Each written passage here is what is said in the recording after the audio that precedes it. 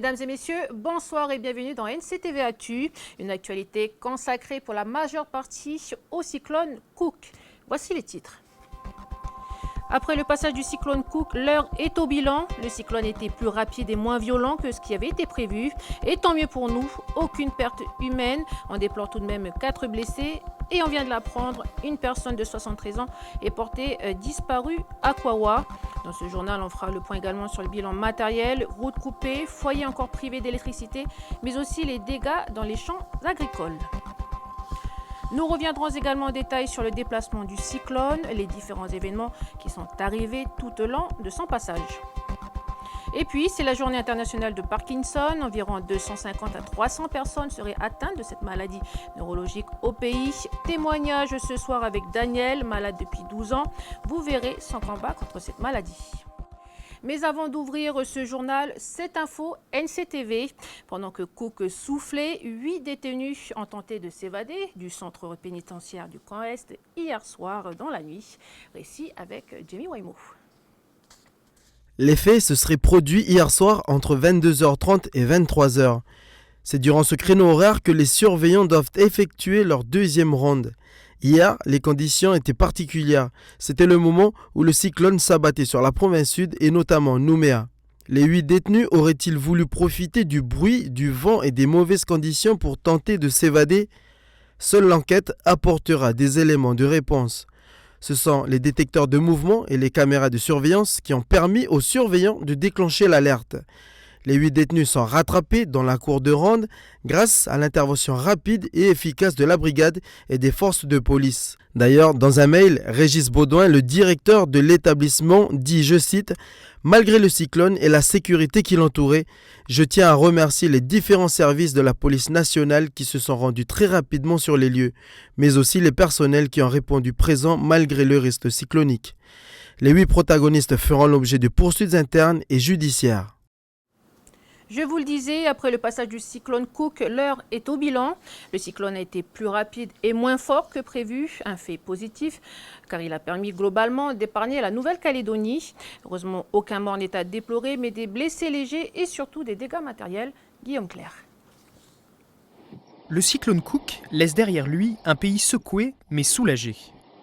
Soulagé, car malgré ses vents impressionnants, il y a eu finalement plus de peur que de mal. Et le plus important, je crois, c'est le bilan humain qui est tout à fait honorable avec 4 blessés légers et je pense qu'on peut tous s'en féliciter puisque c'est quand même l'essentiel. Aucune victime majeure, aucun décès, je crois que c'est l'essentiel. Parmi les blessés, 2 à Pointe-d'Imier qui ont eu très peur alors qu'un cocotier est venu s'écraser sur leur voiture. Une personne à Thillot s'est prise une branche d'arbre et une personne a été prise en charge à Ouvéa dans des circonstances encore inconnues. Enfin, 2 personnes avaient été portées disparues à Païta, mais elles ont été rapidement retrouvées saines et sauves. Quant au bilan matériel, il reste pour l'instant limité. Avec des vents proches de 200 km/h, beaucoup d'arbres sont tombés, comme ici à Canala, où les gendarmes sont à pied d'œuvre pour déblayer les routes. On a été fortement impacté par Cook au niveau des chutes d'arbres, etc. et de chutes de lignes électriques. La ville de Canala est coupée de courant depuis 4 heures hier matin. Depuis hier soir 17 heures, la plupart des habitants n'ont plus d'eau. Ce matin, les choses rentrent à peu près dans l'ordre. Le but, à l'issue de la réunion de crise qui a eu lieu ce matin à la mairie de Canala, a été de dispatcher les services, donc service de la DAM, de la mairie, des pompiers et également le service de la gendarmerie. Des équipages ont été dispatchés sur le nord de la ville et sur le sud, comme ici actuellement, avec pour mission de dégager les routes et de prendre contact avec les habitants des communes de Canala et des tribus pour savoir s'il n'y a pas de blessés, s'il n'y a pas de dégâts trop importants. Voilà. Les plus impactés sont peut-être les agriculteurs qui ont souffert des fortes pluies, comme Christophe qui a perdu 3 hectares cette nuit. Mais il ne perd pas espoir. Donc là j'ai un champ de betterave qui va sûrement pourrir d'ici une semaine.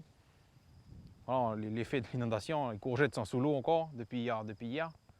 Et plus loin qu'Encombe, pareil, il y a eu difficile à voir pour l'instant, mais je pense que d'ici quelques jours, tout va pourrir quoi, avec l'asphyxie racinaire. Dès que ça va être sec, d'ici 15 jours, 3 semaines, on retravaillera, on recommencera à zéro. Quoi. C'est ça l'agriculture. Je pense qu'on ne peut pas en jouer avec la nature, on travaille avec la nature. Donc si la nature est plus forte que nous cette année, on fera avec. Quoi. Enfin, sur le plan électrique, 70 000 personnes se sont retrouvées privées d'électricité au cours de la nuit quand un pylône à haute tension est tombé au nord de Païta. Cet après-midi, c'est encore près de 15 000 personnes réparties entre le sud de la Grande Terre, la côte Est et Ouvéa qui restaient encore privées d'électricité. Mais comme ici à Koné, EEC et Enercal restent sur le pied de guerre pour remettre d'aplomb le réseau. Seule ombre au tableau, 7 disparitions, on vient de l'apprendre. Un homme de 73 ans est porté disparu sur la commune de Kouawa. Les recherches sont toujours en cours au moment où je vous parle. Vous venez de le voir, les agriculteurs ont bien sûr été touchés. Une réunion de crise entre le gouvernement, les provinces, la chambre d'agriculture s'est tenue cet après-midi sous l'égide de l'APICAN pour évaluer l'impact du cyclone Cook. Les agriculteurs et les éleveurs sont invités à faire connaître leurs pertes auprès de la CAMA. Pour ceux qui ne sont pas assurés CAMA, ils doivent se diriger vers les techniciens provinciaux et ceux de la chambre d'agriculture avant le vendredi 21 avril. Nous avons vu le bilan après le passage de Cook ainsi que les conséquences directes et indirectes. Je vous propose de revoir le déplacement de Cook heure par heure avec Océane Zobler. Les premières rafales de vent se sont fait sentir à Ouvéa aux alentours de 5 heures hier matin, alors que le cyclone se trouvait à 150 km au nord-ouest de l'île. Longeant Ouvéa, Cook a ainsi entraîné 100 mm de précipitations en 24 heures.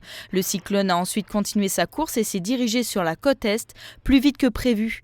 L'alerte de niveau 2 a donc été déclenchée à 11 heures sur toute la province nord et les îles Loyauté, sauf Bélep et Maré, qui sont restés en alerte 1 durant tout le cyclone.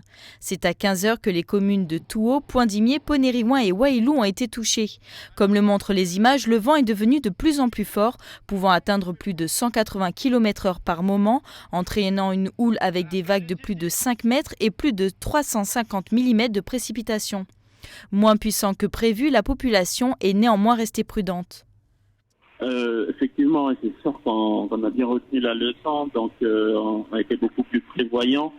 On a mis en place un système de réponse qui a permis aux gens de se mettre à l'abri bien avant que le cyclone arrive.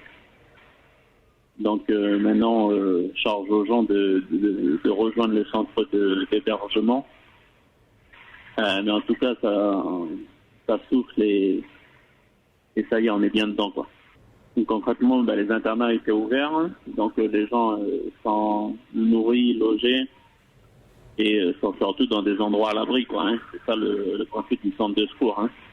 Ouais, il y a pas mal d'arbres qui sont tombés déjà. Ensuite, on n'a plus d'électricité. Mais voilà, maintenant on est bloqué, donc on n'a pas d'équipes qui font le tour là.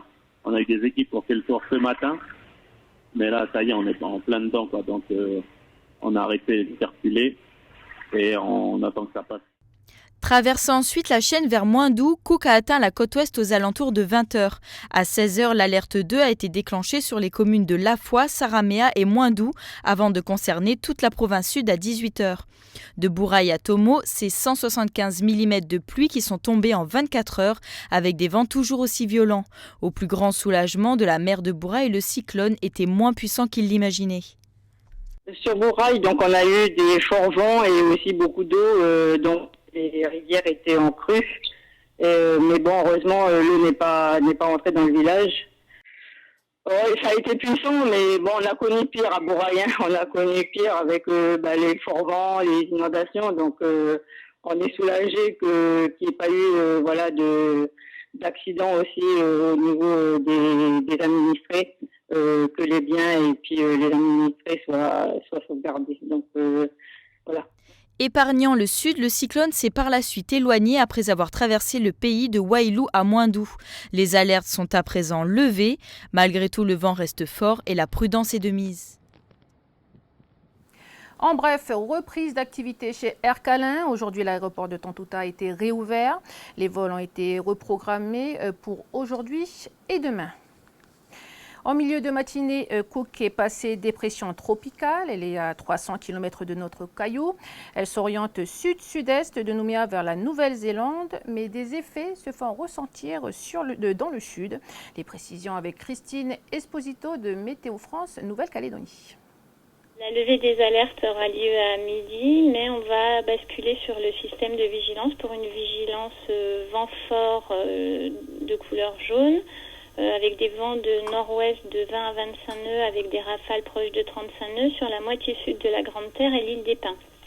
Ce qui correspond en fait au départ de Cook et donc aux derniers effets de Cook sur le sud de la Grande Terre avant un retour à la normale en début de soirée. La saison cyclonique finit officiellement le 30 avril, mais on a déjà vu des phénomènes en mai, même jusqu'en juin. On ne peut pas vous dire à l'heure actuelle s'il y aura d'autres phénomènes, mais on n'est jamais à l'abri d'une surprise. Et Cook s'en va vers le sud. Le phénomène est désormais surveillé par la Nouvelle-Zélande. Le quotidien local de New Zealand Herald indique ce matin que Cook pourrait gagner la côte est de l'île du Nord jeudi ou vendredi soir. Sur la Bay of Plenty notamment, des vents violents, de fortes pluies et de grandes houles seraient à prévoir selon les derniers bulletins météo. On revient au pays avant de boucler ce dossier sur le cyclone Cook. L'application Safety Check, contrôle d'absence de danger de Facebook, a été utilisée pour la première fois au pays. Cet outil a permis aux internautes calédoniens d'informer leurs amis et proches qu'ils étaient en sécurité lors du passage du cyclone Cook. Les 110 000 comptes Facebook calédoniens ont contribué à l'activation de l'application. Enfin, pour terminer sur une note plus joyeuse, certains Calédoniens ont accueilli l'arrivée de Cook avec humour. Stéphanie Marlier. Cet internaute de la côte Est se prend pour un apprenti reporter. En effet, ce dernier sort à l'approche du cyclone Cook, bravant les rafales de vent pour faire des images. Il est décrit sur la toile comme étant un nouveau journaliste pour NCTV. La véracité des informations données pose néanmoins des doutes.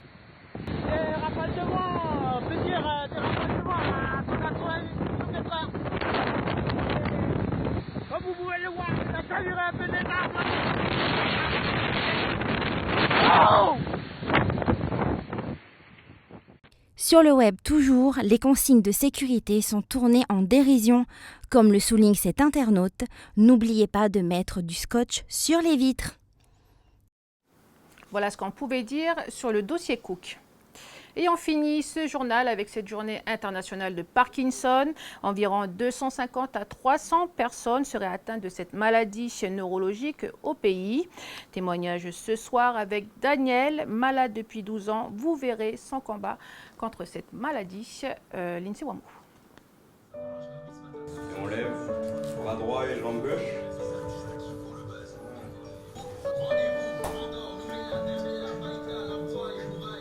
Tremblements, gestes incontrôlés, fatigue, Daniel a dû apprendre à vivre avec la maladie de Parkinson depuis 12 ans.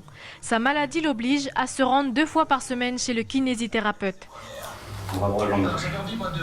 Aujourd'hui, les tremblements se sont atténués depuis qu'il a effectué une opération il y a 1 an. Mais il n'est pas soigné complètement pour autant. Actuellement, il n'existe aucun traitement pour guérir de Parkinson. Daniel et sa famille gardent quelques souvenirs difficiles liés à cette maladie. Moi, ce que je me rappelais avant quand tu avais bien la maladie, c'est que quand tu étais sur ton ordi, là, tu étais énervé à chaque fois parce que tu n'arrivais pas. Donc c'est pour ça que... Je trouve des solutions. Voilà, donc c'est pour ça que tu es parti en France et ça va mieux. J'ai passé des nuits. Pourquoi tu étais tout le temps énervé comme ça? Parce que c'est comme ça. Quand la maladie prend le dessus, ça fait déprimer. Pour Daniel, hors de question de se laisser abattre. Lorsqu'il a du temps libre, c'est direction la salle de musculation, même si ce n'est pas toujours facile pour se passionner du sport. Je marche encore, mais beaucoup moins. Et beaucoup moins facilement du fait de cette maladie. Mais elle n'a pas dit son dernier mot, mais moi non plus. C'est quoi vos groupes préférés d'aller quand vous étiez jeune? Du Chuck Berry.